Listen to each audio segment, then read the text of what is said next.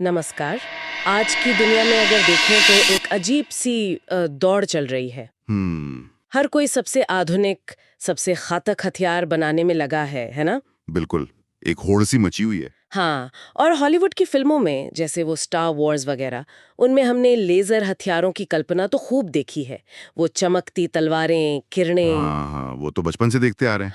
लेकिन अब ये सिर्फ सिर्फ कल्पना नहीं रही। असल दुनिया में इजराइल ने एक पूरी तरह से ऑपरेशनल, मतलब अमलियाती और इस्तेमाल के लिए तैयार लेजर हथियार प्रणाली विकसित कर ली है। जी। इसका नाम है आयरन बीम। Iron beam. अब हम इसका मतलब ये नहीं कि सैनिक हाथ में लेजर गन लेकर घूमेंगे जैसा फिल्मों में दिखाते हैं। ये असल में एक रक्षा प्रणाली है, एक शील्ड की तरह। हाँ, एक डिफेंस सिस्टम है ये।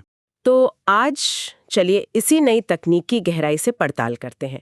ये आयरन बीम आखिर है क्या भला?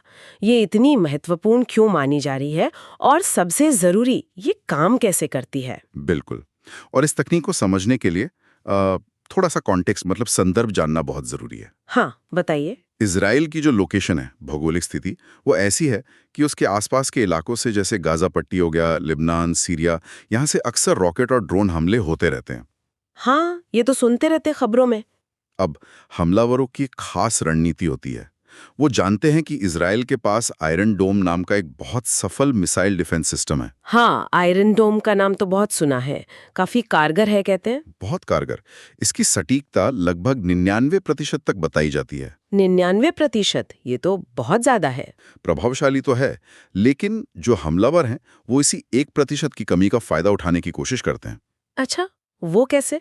वो क्या करते हैं कि एक साथ बहुत सारे मतलब दर्जनों या कभी-कभी सैकड़ों सस्ते वाले रॉकेट या ड्रोन दाग देते हैं। ओ, एक साथ इतने सारे? हाँ, उनका गणित ये होता है कि अगर आयरन डूम 100 में से 99 को रोक भी लेगा, तो भी जो एक बच निकलेगा वो इजराइल जैसे छोटे और घनी आबादी वाले देश में काफी नुकसान पहुंचा सकता है।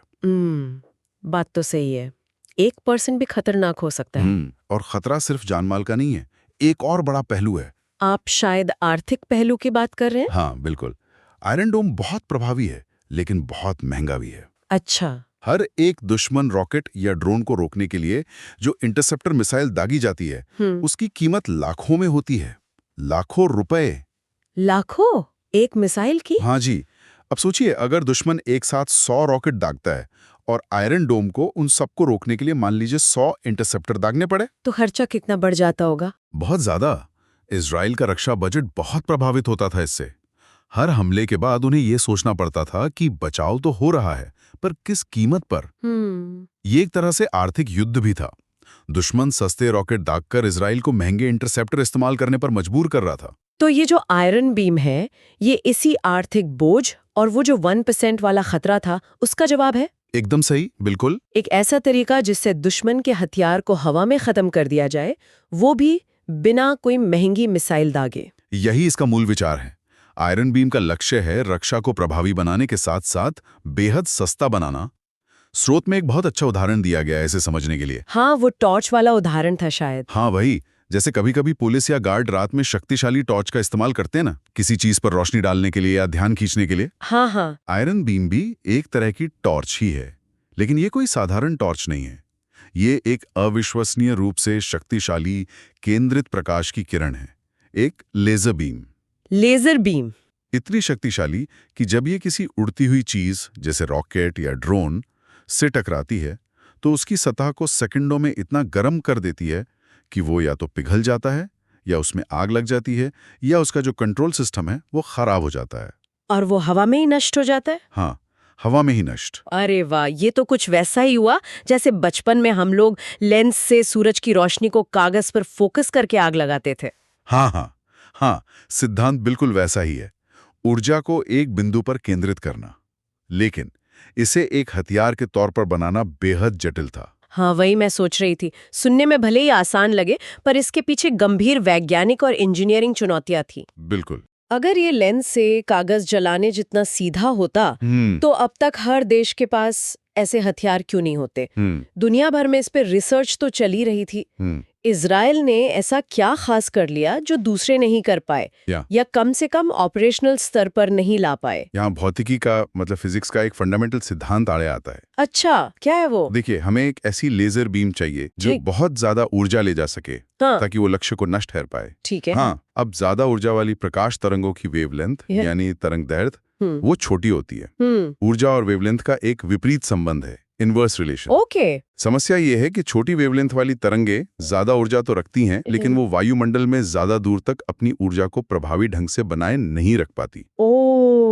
मतलब वो जल्दी बिखर जाती हैं। हाँ, उनकी ऊर्जा जल्दी बिखर जाती है, खासकर धूल, नमी या हवा के कणों से टकराकर, एटमॉस्फेरिक डिस्टर्बेंस। अच्छा, तो मतलब शक्तिशाली बीम बनानी है तो वो दूर तक नहीं जाती, और अगर दूर तक भेजनी है तो वो उतनी शक्तिशाली नहीं रहती। ये तो बड़ी दुविधा है। बिल्कुल, यही सबसे बड़ी चुनौती थी। इसे ऐसे समझिए जैसे आप एक बहुत ताकतवर लेकिन बहुत छोटा कंकड़ फेंकना चाहते हैं बहुत दूर तक। उसमें ताकत तो है, पर वो हवा में जल्दी धीमा हो जाएगा। दूर फेंकने के लिए आपको शायद बड़ा पत्थर चाहिए होगा, लेकिन उसमें शायद उतनी तेजी या भेदने की क्षमता ना हो। तो चुनौती यही थी, हाई एनर्जी वाली लेजर बीम को लंबी दूरी तक, कई किलोमीटर्स तक, बिना ज्यादा ऊर्जा खोए कैसे पहुंचाया जाए। और सिर्फ पहुंचाना ही नहीं, उसे एकदम सटीक निशाने पर केंद्रित भी रखना होगा। बिल्कुल, प्रिसिजन। और इजराइल ने इसी चुनौती का हल निकाला है। हाँ, और यही उनकी सबसे बड़ी सफलता है। जो स्रोत हैं उसके अनुसार उन्होंने एक ऐसा सिस्टम विकसित किया है जो 100 किलोवाट की हाई एनर्जी लेजर बीम को 100 किलोमीटर तक की दूरी पर मौजूद लक्ष्य पर सटीकता से केंद्रित कर सकता है। 100 किलोवाट, 100 किलोमीटर तक? ये 100 किलोवाट बहुत ज्यादा ऊर्जा है। आप अंदाजा लगा सकते हैं कि ये पलक झपकते ही कई घरों को रोशन करने जितनी ऊर्जा है, जिसे एक पतली सी किरण में फोकस किया जा रहा है। ये तो वाकई अभूतपूर्व लगता है। तो क्या ये दुनिया का पहला ऐसा ऑपरेशनल सिस्टम है? हाँ, स्रोत यही दावा करता है। ये दुनिया की पहली ऑपरेशनल लेजर रक्षा प्रणाली है। ऑपरेशनल मतलब इसके फील्ड ट्रायल्स यानी वास्तविक परिस्थितियों में परीक्षण पूरे हो चुके हैं और ये पूरी तरह सफल रहा है। इसे अब इजरायली सेना इस्तेमाल करने के लिए तैयार है। अच्छा। कई देश लेजर हथियारों पर काम कर रहे हैं, अमेरिका भी, लेकिन एक पूरी तरह से तैयार, परीक्षणों में सफल और सेना को सौंपे जाने लायक high energy laser defence system बनाने में इजराइल सबसे आगे निकल गया है। ये उनकी तकनीकी श्रेष्ठता का एक बड़ा प्रमाण है। कमाल है। तो ये सिस्टम असल में दिखता कैसा है? ट्रक पर लगा हुआ कुछ? और काम कैसे करता है? स्रोत में बताया गया है कि इसका नाम आयरन बीम 45 है। हाँ, आयरन बीम 450। ये एक ट्रक पर लगा हुआ सिस्टम है जिसे कहीं भी तैनात किया जा सकता है। मतलब ये मोबाइल है। हाँ, मोबिलिटी तो बड़ा फायदा है। बिल्कुल। इसे जरूरत के हिसाब से अलग अलग जगहों पर ले जाकर तैनात किया जा सकता है। ट्रक पर एक घूमने वाला बुर्ज जैसा सिस्टम होता है जिस पर लेजर यूनिट लगी होती है, और इसे ऊर्जा देने के लिए अपना पावर सोर्स शायद शक्तिशाली बैटरी या जनरेटर होता है। और ये लक्ष्य को भेदता कैसे है? क्या ये भी आयरन डोम की तरह काम करता है? मुझे याद है इजराइल के पूर्व प्रधानमंत्री नफ्ताली बेनेट ने शायद इसकी प्रक्रिया के बारे में बताया था। 2 स्टेप्स होते हैं। हाँ, मोटे तौर पर 2 चरण हैं। पहला चरण है खतरे का पता लगाना और उसे ट्रैक करना। ओके। इसके लिए सिस्टम रडार की तरह ही सूक्ष्म तरंगे, मतलब माइक्रो रेडिएशंस या शायद कोई और सेंसर इस्तेमाल करता है। ये सेंसर आसमान में आने वाले किसी भी संदिग्ध ऑब्जेक्ट जैसे रॉकेट, मोर्टार शेल या ड्रोन का पता लगाते हैं। सिर्फ पता ही नहीं लगाते, बल्कि उसकी पहचान करते हैं, उसकी गति, उसकी दिशा और उसके रास्ते का सटीक आकलन करते हैं, एकदम प्रिसाइज कैलकुलेशन। ये तो बहुत जरूरी है, क्योंकि लेजर को बिल्कुल सही जगह पर मारना होगा। जरा सा भी चूका तो? बिल्कुल, प्रिसिजन यहाँ बहुत जरूरी है। एक बार जब सिस्टम खतरे की पुष्टि कर लेता है और उसके रास्ते का पता लगा लेता है, तब दूसरा चरण शुरू होता है। दूसरा चरण? ये सारी जानकारी लेजर यूनिट को भेजी जाती है। फिर लेजर यूनिट घूमकर खुद को लक्ष्य की सीध में लाती है और हाई एनर्जी लेजर बीम को सटीक रूप से लक्ष्य पर दागती है। कितनी देर के लिए? ये बीम कुछ सेकंड के लिए लक्ष्य पर केंद्रित रहती है, जब तक कि वो नष्ट न हो जाए। कुछ सेकंड में ही काम तमाम? हाँ। और नफ्ताली बेनेट ने लागत के फायदे पर बहुत जोर दिया था। उन्होंने कहा था कि जहां आयरन डोम के हर इंटरसेप्ट पर लाखों खर्च होते थे, वहीं आयरन बीम से एक फायर करने का खर्च लगभग 0 है। क्या ये वाकई सच है? 0 लागत? देखिए, 0 कहना शायद थोड़ी अतिशयोक्ति हो, लेकिन पारंपरिक मिसाइलों की तुलना में लागत लगभग नगण्य है, बिल्कुल ना के बराबर। अच्छा। नफ्ताली बेनेट का कहना था कि लागत सिर्फ बिजली की है, जो शायद कुछ डॉलर प्रति फायर होगी। बस बिजली का खर्चा। हाँ, कोई इंटरसेप्टर मिसाइल बनानी नहीं, स्टोर नहीं करनी, ट्रांसपोर्ट नहीं करनी, कोई महंगा रॉकेट ईंधन नहीं, बस सिस्टम को चलाने के लिए बिजली चाहिए। तो हाँ, ऑपरेशनल कॉस्ट के मामले में ये क्रांतिकारी रूप से सस्ता है। ये लागत वाला पहलू तो वाकई मतलब गेम चेंजर है। लेकिन इसके और क्या फायदे? सिर्फ सस्ता होना ही तो सब कुछ नहीं होता। नहीं, और भी कई बड़े फायदे हैं। लागत के अलावा पहला है गति, स्पीड। गति। लेजर बीम प्रकाश की गति से चलती है, लाइट स्पीड। ओह हाँ। पारंपरिक मिसाइलें या हथियार ध्वनि की गति मैक 1 या उससे कुछ गुना तेज चलते हैं, जैसे मैक 5, मैक 10 हाइपरसोनिक। प्रकाश की गति इनसे लाखों गुना तेज है। लाखों गुना? इसका मतलब है कि जैसे ही लक्ष्य का पता चला, लगभग तुरंत, इंस्टेंटली उस पर हमला किया जा सकता है। कोई ट्रैवल टाइम नहीं। अरे वाह। इससे प्रतिक्रिया का समय, रिएक्शन टाइम बहुत कम हो जाता है और सटीकता अभूतपूर्व होती है। यानी ये सुपरसोनिक या हाइपरसोनिक खतरों से निपटने में भी ज्यादा कारगर हो सकता है, जो बहुत तेज आते हैं। सैद्धांतिक रूप से हाँ, बिल्कुल, क्योंकि बीम की गति तो लगभग तात्कालिक है। चुनौती शायद लक्ष्य को उतनी तेजी से ट्रैक करने और बीम को उस पर बनाए रखने की होगी, लेकिन गति का फायदा तो है ही। और दूसरा फायदा? दूसरा बड़ा फायदा है असीमित गोला बारूद, अनलिमिटेड एम्यूनिशन। अनलिमिटेड? वो कैसे? भाई, जब तक सिस्टम को बिजली मिल रही है तब तक ये फायर कर सकता है। अच्छा। इंटरसेप्टर मिसाइलों की तरह ये खत्म नहीं होता कि 10 मिसाइलें थीं, अब खत्म हो गईं, रीलोड करो। अगर आपके पास पावर सोर्स है तो आप सैद्धांतिक रूप से सैकड़ों या हजारों निशाने साध सकते हैं। ये तो दुश्मन के लिए बहुत हतोत्साहित करने वाली बात होगी, डीमोरलाइजिंग। बिल्कुल। वो चाहे जितने रॉकेट दागें, इजराइल उन्हें बिजली के खर्च पर गिराता रहेगा। एकदम। और यही इसका तीसरा बड़ा फायदा है, मनोवैज्ञानिक और आर्थिक दबाव, साइकोलॉजिकल एंड इकोनॉमिक प्रेशर। दुश्मन के लिए जानना कि उनके महंगे या सस्ते जैसे भी हथियार हों, उन्हें बिना किसी खास खर्च के गिरा दिया जाएगा, या उनकी रणनीति और मनोबल पर गहरा असर डालेगा। सही बात है। युद्ध सिर्फ हथियारों से नहीं, अर्थव्यवस्था और मनोविज्ञान से भी लड़ा जाता है। आयरन बीम इस समीकरण को इजराइल के पक्ष में मोड़ने की क्षमता रखता है। और स्रोत में ये भी इशारा किया गया था कि इसकी घोषणा का समय भी शायद रणनीतिक था। हाँ, ये बात भी थी। ये उस समय सामने आया जब सऊदी अरब और पाकिस्तान के बीच कुछ रक्षा समझौते की खबरें आ रही थी। तो एक तरह से इजराइल का अपनी तकनीकी ताकत का प्रदर्शन भी हो सकता है। टाइमिंग भी महत्वपूर्ण होती है ऐसी चीजों में। ये भू राजनीतिक पहलू भी दिलचस्प है। अच्छा, इसे बनाया किसने है? क्या ये पूरी तरह इजरायली तकनीक है या किसी और देश का भी हाथ है? इससे मुख्य रूप से इजराइल की जानी मानी रक्षा कंपनी है राफेल एडवांस डिफेंस सिस्टम्स। उसने इजरायली रक्षा मंत्रालय के रक्षा अनुसंधान और विकास निदेशालय DDR&D के साथ मिलकर विकसित किया है। राफेल, ये वही फ्रांस वाली कंपनी है जो लड़ाकू विमान बनाती है? नहीं, वो अलग है, वो डसॉल्ट एविएशन है। ये इजरायली कंपनी है, राफेल एडवांस डिफेंस सिस्टम्स। अच्छा, ओके। स्रोत में अमेरिकी कंपनी लॉकहीड मार्टिन के सहयोग का भी जिक्र है। संभव है कि शुरुआती चरणों में या किसी खास तकनीक के विकास में उनका सहयोग रहा हो, लेकिन इसे मुख्यतः इजरायली उपलब्धि माना जा रहा है। और राफेल एडवांस डिफेंस सिस्टम्स तो आयरन डोम के विकास में भी शामिल थी, है ना? हाँ, बिल्कुल। वो इजराइल की प्रमुख रक्षा कंपनियों में से एक है और इस तरह की एडवांस डिफेंस टेक्नोलॉजी में उनका काफी अनुभव है।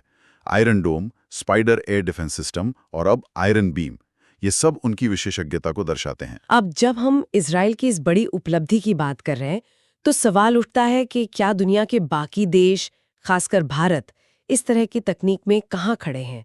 क्या हमारे पास भी ऐसी क्षमताएं हैं या हम विकसित कर रहे हैं? हाँ, ये एक महत्वपूर्ण सवाल है और अच्छी खबर यह है कि स्रोत के अनुसार भारत भी इस क्षेत्र में पीछे नहीं है। अच्छा? भारत का अपना रक्षा अनुसंधान और विकास संगठन यानी DRDO, वो भी डायरेक्टेड एनर्जी वेपन्स, खासकर हाई एनर्जी लेजर पर काफी समय से काम कर रहा है। अरे वाह! तो DRDO कहाँ तक पहुंचा है इस तकनीक में? देखिए, जो उपलब्ध जानकारी है उसके मुताबिक DRDO ने विभिन्न क्षमताओं वाले लेजर सिस्टम विकसित किए हैं। एक प्रोटोटाइप का जिक्र आता है जिसकी क्षमता लगभग 10 किलोवाट बताई गई थी और उसे ट्रक पर लगाया गया था। स्रोत में 30 किलोवाट की लेजर बीम का भी उल्लेख है, जिसके बारे में कहा गया है कि वो लगभग 5 किलोमीटर की दूरी तक ड्रोन, हेलीकॉप्टर या शायद धीमी गति वाली मिसाइलों को निशाना बना सकती है। 5 किलोमीटर? हाँ, तो भारत के पास भी इस तकनीक की समझ और प्रोटोटाइप बनाने की क्षमता मौजूद है, ये बात साफ है। लेकिन इजराइल तो 100 किलोवाट और 100 किलोमीटर रेंज की बात कर रहा है। 30 किलोवाट और 5 किलोमीटर की तुलना में ये तो काफी बड़ा अंतर लगता है। अंतर तो है, इसमें कोई शक नहीं। इजराइल फिलहाल इस तकनीक को ऑपरेशनल बनाने में काफी आगे निकल गया है, ये मानना पड़ेगा। लेकिन भारत की भविष्य की योजनाएं भी महत्वाकांक्षी हैं। DRDO दुर्गा 2 नाम के एक प्रोजेक्ट पर काम कर रहा है। दुर्गा 2? हाँ, बताया जाता है कि इसका लक्ष्य 100 किलोवाट या उससे भी ज्यादा क्षमता का लेजर हथियार बनाना है। ये प्रोजेक्ट अभी विकास के चरण में है। अच्छा, तो हम भी उस दिशा में काम कर रहे हैं। बिल्कुल। तो हाँ, इजराइल के पास अभी बढ़त है, लेकिन भारत भी इस दौड़ में शामिल है और अपनी क्षमताएं विकसित कर रहा है। और इजराइल की योजना तो शायद इसे निर्यात करने की भी होगी, दूसरे देशों को बेचने की। बिल्कुल, स्रोत में इसका भी उल्लेख है। इजराइल इस तकनीक को मित्र राष्ट्रों को बेचने की योजना बना रहा है। ये न सिर्फ उनके लिए राजस्व लाएगा, बल्कि उनके भू राजनीतिक प्रभाव को भी बढ़ाएगा।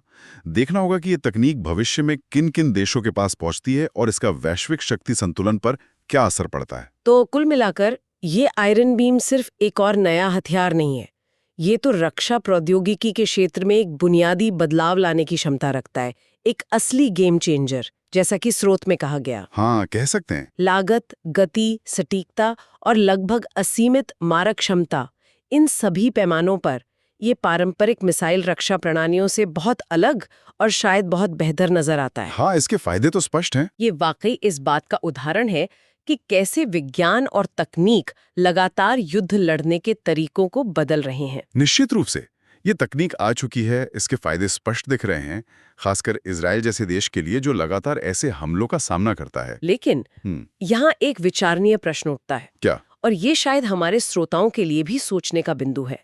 जब डायरेक्टेड एनर्जी वेपन्स यानी लेजर या माइक्रोवेव जैसे निर्देशित ऊर्जा हथियार युद्ध क्षेत्र में आम होने लगेंगे, मतलब और भी देश इन्हें बना लेंगे, तो इसके दूरगामी परिणाम क्या होंगे? सोचने वाली बात है। क्या दुश्मन देश इसके जवाब में नई तरह की रक्षात्मक तकनीकें विकसित करेंगे, जैसे ऐसी सतहें बनाना जिन पर लेजर का असर कम हो, या शायद धुएं या एरोसॉल का इस्तेमाल करके बीम को रास्ते में ही बिखेर देना? हाँ, काउंटर मेजर्स तो विकसित होंगे।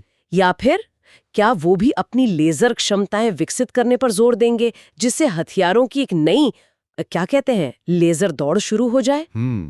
एक और हथियारों की दौड़।